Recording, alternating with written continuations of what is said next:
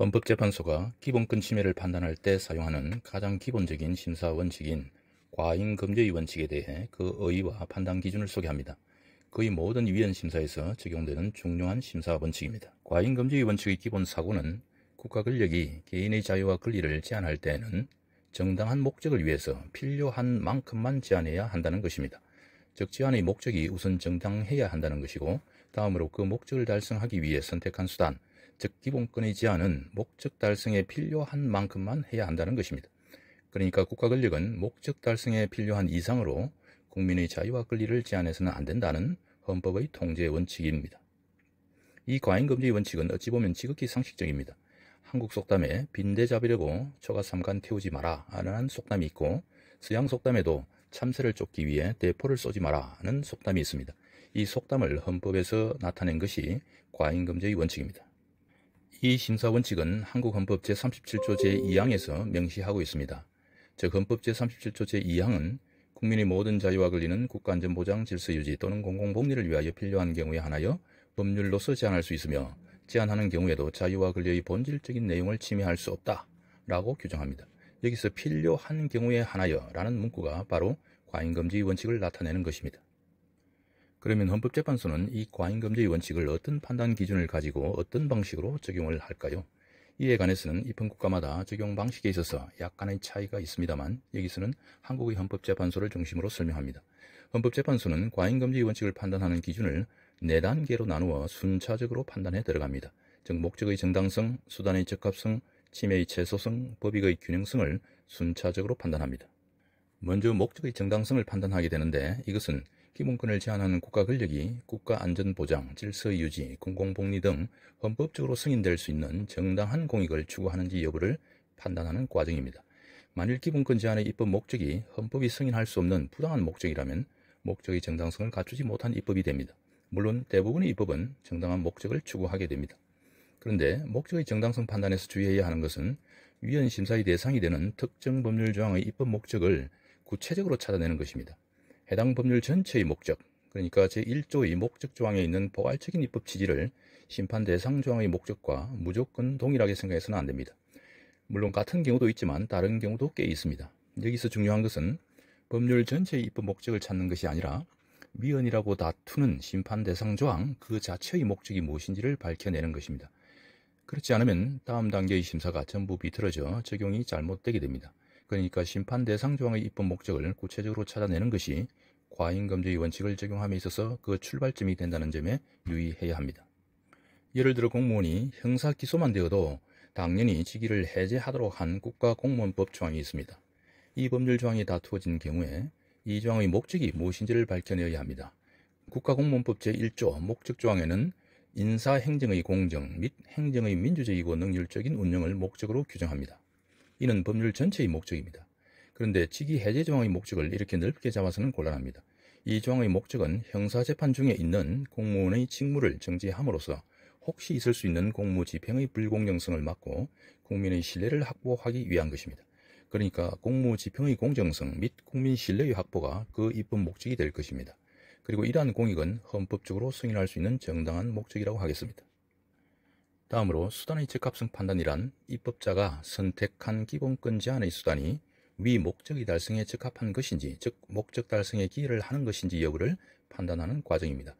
예를 든 사례에서는 형사 기소된 공무원의 직위를 무조건 해제하는 것이 그 공무원의 공무 집행을 공정하게 하고 국민 신뢰를 확보하는 목적의 달성에 기여하는가 하는 점을 판단합니다. 여기서 100% 기여할 것을 요구하는 것은 아닙니다. 어느 정도의 목적을 달성할 수 있다면 그 수단은 목적 달성에 적합한 것이 됩니다. 만일 목적 달성에 전혀 기여하지도 않는 기본권 제한이라면 수단의 적합성이 없는 것이 되어서 과잉금지의 원칙 위반이 될 것입니다. 그래서 결과적으로 기본권 침해가 되는 것이죠. 그러나 위헌 심사의 대상이 되는 법률 조항들은 대부분 위 목적의 정당성과 수단의 적합성을 갖춘 것으로 판단됩니다. 헌법재판소는 가끔은 목적의 정당성이나 수단의 적합성이 인정되지 않는다는 이유로 과잉금지의 원칙 위반이라고 판단하기도 합니다. 여기서 주의할 점은 위헌을 주장하는 청구인 즉 대리인 입장에서는 목적의 정당성 혹은 수단의 적합성이 없다는 주장을 펼치고서는 그것으로 위헌 논정을 종결해서는 안 된다는 것입니다. 가사 수단의 적합성이 인정되지 않는다고 하더라도 더 나아가 다음 단계인 침해의 최소성 및 법익의 균형성 위반을 계속해서 논증해야 합니다. 한편 위헌 논증을 함에 있어서 목적의 정당성과 수단의 적합성이 인정된다고 한 다음 침해의 최소성과 법익의 균형성 판단에서 위반 논증을 펼치더라도 전혀 상관없습니다. 헌법재판소도 많은 사례에서 목적의 정당성과 수단의 적합성은 인정되지만 침해의 최소성과 법익의 균형성이 충족되지 않아 헌법 위반이라고 결정 내립니다. 그러나 침해의 최소성과 법익의 균형성 부분은 항상 같이 갑니다. 즉 합헌 논증이든 위헌 논증이든 이 두 부분의 판단은 같은 결론으로 전개되어야 합니다. 다음 세 번째 심사 단계가 가장 중요한 침해의 최소성 판단입니다. 이 판단은 엄격 심사에 있어서는 기본권 제한이 불가피했는지를 따지는 단계입니다. 심판 대상이 된 기본권 제한 외에는 달리 입법 목적을 달성할 방법이 없다고 판단되면 침해의 최소성은 충족됩니다. 그러나 입법 목적을 동일하게 달성하면서도 기본권을 덜 제한할 수 있는 다른 대안이 있다고 하면 입법자는 그 대안을 선택했어야 한다고 말하는 것입니다. 위헌 논증을 하는 입장에서는 문제의 기본권 제한이 불가피한 것이 아니라는 점을 논증해야 합니다. 즉 기본권을 덜 제한하는 다른 방식이 충분히 있다는 점을 주장해야 합니다. 단순히 다른 방식이 있다는 주장만으로는 충분하지 않습니다. 기본권 제한을 최소화할 수 있는 다른 대안을 구체적으로 제시해야 합니다. 예를 들어 공무원 직위 해제 사안에서 입법자가 선택한 수단은 형사 기소가 되기만 하면 무조건 반드시 직위 해제를 하는 것입니다. 여기서 위헌 논증을 하는 입장에서는 무조건 반드시 직위 해제를 해야만 했는가를 추궁해야겠지요. 이렇게 일률적으로 직위 해제를 할 것이 아니라 범죄의 성질에 따라서 또는 죄질의 경중에 따라서 직위 해제를 선택할 수 있도록 하는 대안을 제시할 수 있겠습니다. 그러니까 공무원의 직무와 전혀 관련이 없는 범죄는 제외한다든지 혹은 경미한 범죄로 기소된 경우를 제외한다든지 하는 대안이 있음을 제시하는 것이죠. 그리고 임용권자의 판단 재량을 전혀 인정하지 않고 있는 점도 문제 삼을 수 있겠습니다. 이처럼 예외 사유를 두거나 판단 재량을 허용하는 방식으로도 공무 수행의 공정성이나 국민 신뢰의 확보라는 목적을 충분히 달성할 수 있다고 주장해야 합니다. 위헌 논증을 하는 입장에서는 그렇게 해야 합니다. 물론 이 대안 제시가 설득력이 있는지를 평가하는 것은 헌법재판관의 몫입니다. 실무에서는 구체적인 통계 자료나 증거 자료를 적극 제시해서 재판부를 설득해야겠지요. 요컨대 침해의 최소성 판단은 기본권을 덜 제한하거나 최소화할 수 있는 다른 대안을 점검하는 과정입니다. 심판 대상 조항을 방어하고자 하는 정부 측 대리인은 제시된 대안이 효과가 없다는 점을 들어 반박해야겠죠. 마지막 네 번째 단계는 법익의 균형성 판단입니다. 이 판단에서는 한편에서 기본권을 제한하는 심판 대상 조항으로 인해 실제로 얻어지는 공익과 다른 한편에서 심판 대상 조항으로 잃게 되는 기본권적 이익을 비교 형량하게 됩니다. 법익의 균형성이 인정되려면 실제 얻어지는 공익이 잃게 되는 기본권적 이익보다 더 커야 합니다.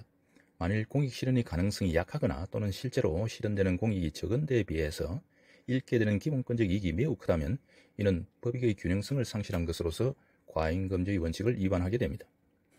위헌 논증을 하는 입장에서는 우선 심판 대상 조항이 추구하는 공익이 실제로 실현될 가능성이 없거나 약하다고 주장하든지 또는 실현되는 공익이 불분명하거나 매우 적다는 점을 강조해야 합니다.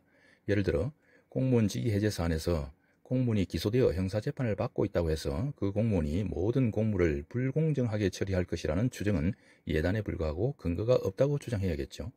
또한 재판 중에 공무원이 공무를 집행한다고 해서 그 자체로 국민 신뢰가 떨어진다고 볼 수 없다고 주장해야겠습니다. 다음으로 무조건 직위 해제를 하게 되면 그로 인해 기본권 주체가 입는 기본권적 이익의 상실과 피해는 매우 크다는 점을 강조해야 합니다. 우선 공무를 수행하지 못함으로써 공무담임권에 대해 중대한 제한이 있다는 점을 먼저 지적해야 합니다. 이 점은 제한되는 기본권 항목에서 서술한 것을 가져와서 활용해야 합니다. 특히 침해의 재소송 부분에서 언급했던 바와 같이 직무와 관련 없는 범죄나 경미한 범죄로 기소된 경우에는 공무담임권의 제한이 더욱 크다는 점을 말할 필요가 있습니다. 나아가 재판 결과 무죄를 받은 경우에 상실된 공무담임의 기회 박탈은 장차 회복할 수도 없다는 점을 강조해야겠지요. 요컨대 법익의 균형성 판단에서 위헌 논증을 하는 입장에서는 심판 대상 조항이 추구하는 공익은 그 실현 가능성이 없거나 약한 반면에 상실되는 청구인의 기본권적 이익은 매우 크다는 점을 구체적으로 서술해야 합니다.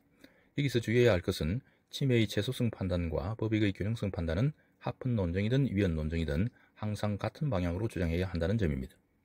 마지막으로 만일 기본권을 제한하는 심판 대상 조항이 과잉금지의 원칙에 위반된다고 판단되면 그것은 곧 기본권을 침해하는 것이 되고 따라서 헌법 위반이 됩니다. 이상 헌법재판소가 과잉금지의 원칙을 적용할 때 사용하는 4단계 심사 및 각각의 판단 기준과 적용 요령에 대해 설명했습니다.